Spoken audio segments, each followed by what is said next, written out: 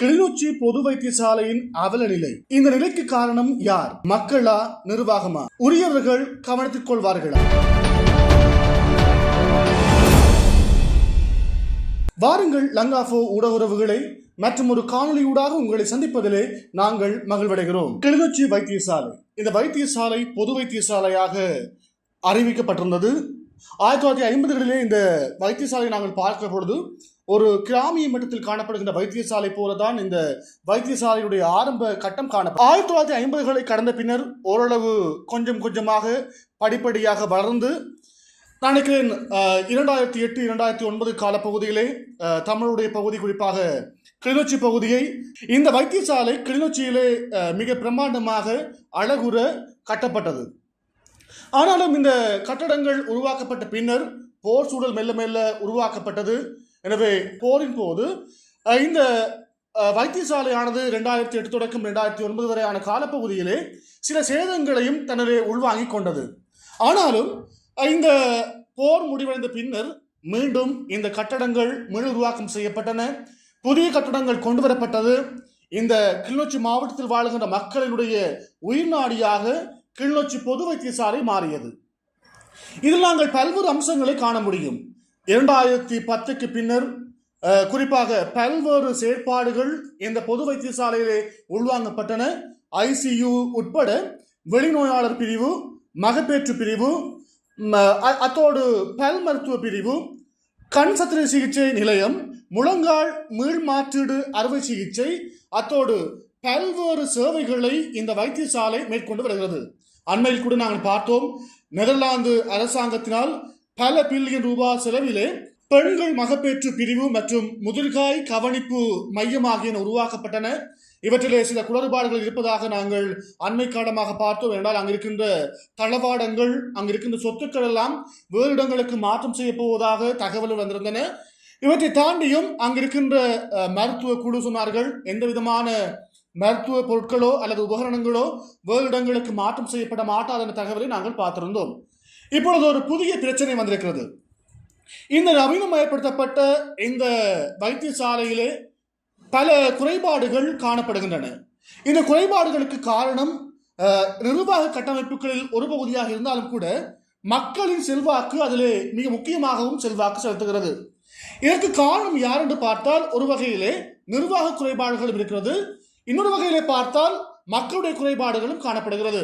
நாங்கள் முதற்கட்டமாக நாங்கள் பார்க்கிற பொழுது வைத்தியசாலையிலே பல இடங்களில் பல மாவல் துண்டங்கள் உடைக்கப்பட்டிருக்கின்றன. குறிப்பாக நாங்கள் பார்க்கிற பொழுது நோயாளர் அவசரமாக வந்து இறங்குகின்ற பகுதி, அதாவது நோயாளர் காவு வண்டியிலே வந்து இறங்கி, அதாவது ஓபிடிக்கு போகின்ற வழியிலே இருக்கின்ற அந்த இடத்தில் வந்து ஸ்ட்ரெச்சரோ அல்லாவிட்டால் வீல்சேர்ஸ் இவற்றை கொண்டு செல்வது அதிலே சிரமமாக காணப்படுகிறது. என்றால் அந்த பகுதியில் காணப்படுகின்ற மார்பிள்கள் அகற்றப்பட்டிருக்கின்றன. எனவே இதைவிட இன்னொரு அசம்பாவிதம் ஏறுவதற்கான வழியாக அந்த வழியை நாங்கள் கவனிக்கிறோம். மற்றும் நாங்கள் உள்ளே போகின்ற பொழுது அங்கிருக்கின்ற அந்த வைத்தியசாலையுடைய அழகு என்பது அங்கிருக்கின்ற பூந்தோட்டம் தான். அங்கிருக்கின்ற புல்வெளிகளும் அங்கு காணப்படுகின்ற சில பூக்கன்றுகளும் அழகாக காட்சியளித்தன. ஆரம்ப காலங்களிலே அது அழகாக நீர் பாய்ச்சி பராமரிக்கப்பட்டது. இப்பொழுது அந்த இடங்கள் எல்லாம் வெறிச்சோடி போயிருக்கின்றது. அங்கு புட்களுக்கு பதிலாக மண் தரையே காணப்படுகிறது. சில இடங்களிலே புட்கள் காணப்படுகின்ற அதேவேளை அதை இரவிலே ஒளியூட்டி அழகுபடுத்துகின்ற மின் விளக்குகளும் கீழே விழுந்து கிடக்கின்றன. இப்படியான சூழ்நிலை காணப்படுகிறது. இதை நிர்வாகம் கண்டு சீர் செய்ய வேண்டும். மீளவும் புட்களை நடுவதற்கான வசதி வாய்ப்புகளை உருவாக்க வேண்டும். நாங்கள் பார்க்கிற போது சில மக்கள் சேர்ந்த ஊசி போட்ட அந்த பஞ்சு, அந்த ரத்தம் துடைப்பதற்காக வழங்கப்பட்ட பஞ்சை தூக்கி அந்த புல்லுக்குள்ள போடுறாங்க. இது மக்களுடைய குறைபாடு. அதே போல இந்த சாப்பிட்ட உணவு துண்டங்களை எல்லாம் அந்த இடங்களிலே வீசுவது அந்த புல் அழிவதற்கு வழிவகை செய்யும். அதே போல இலகுவாக ஒரு குறுக்கு வழியில் செல்ல வேண்டுமானால் இந்த புட்பாதையை பயன்படுத்துகின்றார்கள். எனவே இது ஒரு மக்களுடைய குறைபாடுகளாக நாங்கள் பார்க்கிறோம். இன்னொரு விடயத்தை நாங்கள் பார்க்கிற பொழுது விடுதிகளில் தங்கியிருக்கின்ற பெண் நோயாளர்களும் சரி, வயது முதிர்ந்தவர்களும் சரி, ஆண் நோயாளர்களும் சரி, அங்கிருக்கின்ற படுக்கைகளையோ அல்லாவிட்டால் கழிவறைகளையோ உரிய முறையில் பாதிப்பதில்லை. நான் போய் பார்த்த இடத்திலே அங்கு சில இடங்களிலே கழிப்பறைகளுக்கு கதவுகள் கூட இல்லை. இரண்டாவது விஷயம், அங்கு பியர் போட்டல்கள் இருக்கின்றன, சாராய போத்தல்கள் வைக்கப்பட்டிருக்கிறது. அதே போல பீடி துண்டங்கள் ஆங்காங்கே வீசப்பட்டிருக்கின்றன. டப்கள் உடைக்கப்பட்டிருக்கின்றன. அதாவது கண்ணாடிகள் மிரர் பகுதிகளில் எல்லாம் இந்த மிரர் பகுதிகளெல்லாம் இந்த டூத் பேஸ்டினுடைய எச்சங்கள் காணப்படுகிறது. அதே போல அசுத்தங்கள் காணப்படுகின்றன. சொப்பின் பேக்கெல்லாம் அங்கங்கே கிடக்கின்றன. இதன் காரணமாக அந்த வாஷ்ரூமிலே அவை தேங்கி நிற்பதனாலே சொப்பின் பேக்கெல்லாம் அடைத்து போய் அங்கு இருக்கின்ற கழிவுகள் எல்லாம் மேலெழும்பி இருக்கிறது. இவை துர்நாற்றத்தை ஏற்படுத்துகின்றன. நாங்கள் வைத்தியசாலைக்கு செல்வது உங்களுடைய உடலை சுகமாக்குவதற்கு தவிர, உங்களுடைய குறைபாடுகளை சுகமாக்குவதை தவிர அங்கிருந்து ஒரு புதிய தொற்றை உருவாக்குவதற்கு அல்ல. எனவே மக்கள் மலசல கூடங்களிலே பார்த்தால் மலசல கூடங்களுடைய அடைப்புக்கு காரணம் உங்களுடைய மக்கள் தான். ஏனென்றால் அவர்கள் பொலித்தீன் பேக்குகளை அல்லாவிட்டால் ஏனைய பொருட்களை மலசல கூடங்களின் உட்பகுதியிலே போடுகின்ற பொழுது அவை அடைத்து அங்கு துர்நாற்றம் வீசுகின்ற சந்தர்ப்பங்களை நாங்கள் பார்க்கக்கூடியதாக இருக்கிறது. எனவே இதற்கு காரணம் அரைப்பங்கு இந்த மக்களால் தான் ஏற்படுகிறது. எனவே மக்கள் நிதானமாக செயற்படுங்கள். நீங்கள் சிங்கப்பூருக்கு சென்றால் சிங்கப்பூருடைய கொள்கைகளை பின்பற்றுகிறீர்கள், துப்ப மாட்டீர்கள், வெற்றிலை துப்ப மாட்டீர்கள். அதே போல அங்கு குப்பைகளை உரிய இடத்திலே நீங்கள் போடுவது வழமை. ஏன் அந்த விடயங்களை எமது நாட்டிலே நீங்கள் மேற்கொள்வது இல்லை? சாப்பிட்ட உணவு பண்ணக்கூடிய மிச்ச பகுதியை ஒரு இடத்திலே நீங்கள் போட வேண்டும். அதற்குரிய டஸ்ட்பின்லே போடுங்கள். அங்கு காணப்படுகிற லன்சீட்டையோ பொலித்தீனையோ ஒரு பகுதியில் போடுங்கள்.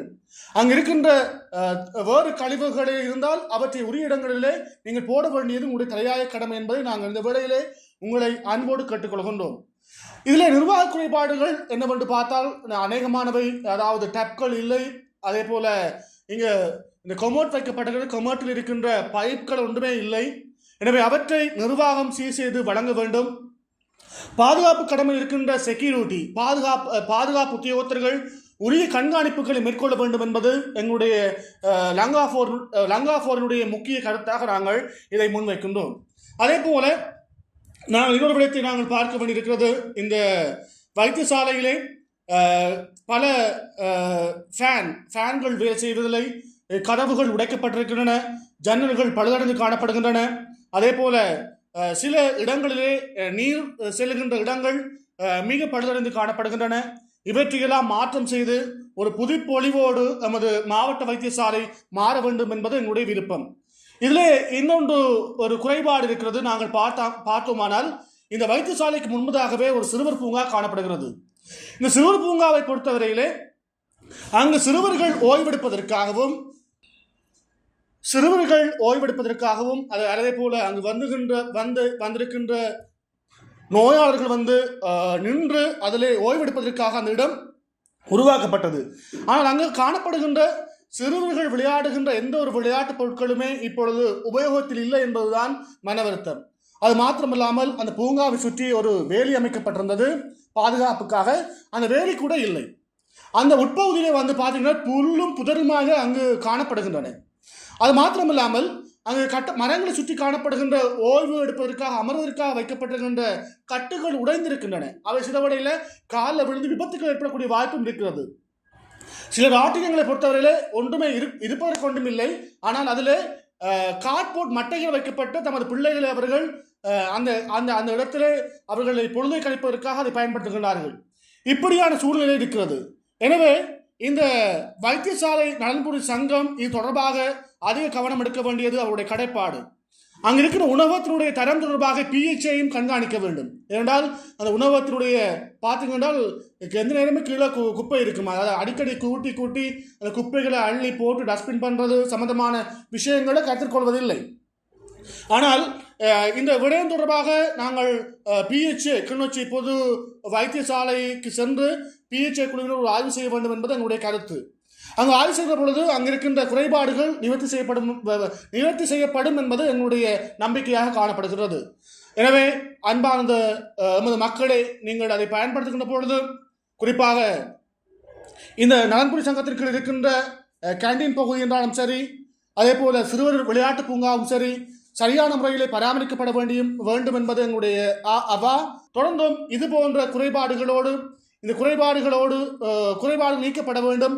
நீக்கப்படும் வரை நாங்கள் மக்களாகவும் நிர்வாகத்தோடும் காத்திருப்போம் என கூறி விடைபெறுகிறோம். நன்றி, வணக்கம். இது போன்ற மேலும் பல முக்கிய சுவாரஸ்யமான செய்திகளை அறிந்து கொள்ள லங்காஃபோ யூடியூப் சேனலை சப்ஸ்கிரைப் பண்ணுங்கள். எமது செய்திகள் உடனடியாக கிடைக்க பெல் பட்டனை அழுத்துங்கள். அத்தோடு எமது செய்திகளை மற்றவர்களும் பார்வையிட ஷேர் செய்யுங்கள். நன்றி.